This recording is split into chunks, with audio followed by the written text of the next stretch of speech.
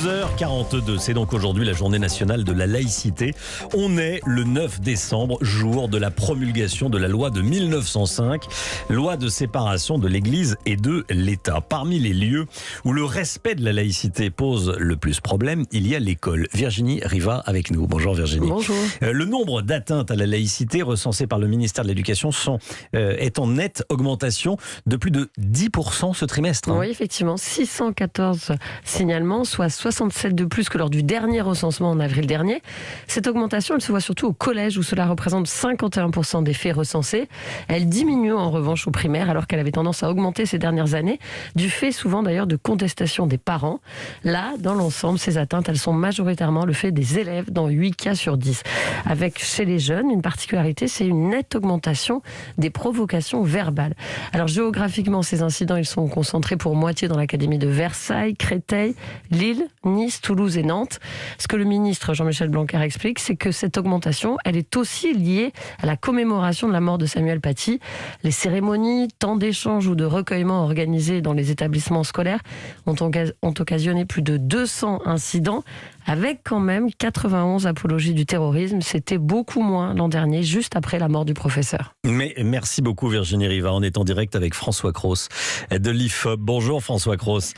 Je voulais vous avoir avec nous parce que vous publiez une enquête pour la LICRA sur la laïcité à l'école. Et les résultats sont édifiants.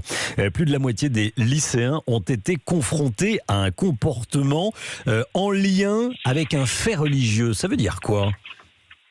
Par exemple, la moitié des lycéens publiés dans le public ont déjà constaté des demandes à ce que soient servis des menus conformes à des pratiques confessionnelles, mais aussi à peu près un tiers ont déjà observé des absences de jeunes filles à des cours de natation ou des cours d'éducation physique au nom de convictions religieuses. Donc on n'a pas seulement une contestation du contenu même des enseignements, par exemple des enseignements liés à l'histoire ou à l'instruction civique, mais au sein même de la vie scolaire, on a aussi une contestation de certaines du principe, je dirais, de neutralité religieuse. Ça touche plus les lycées de zone prioritaire ?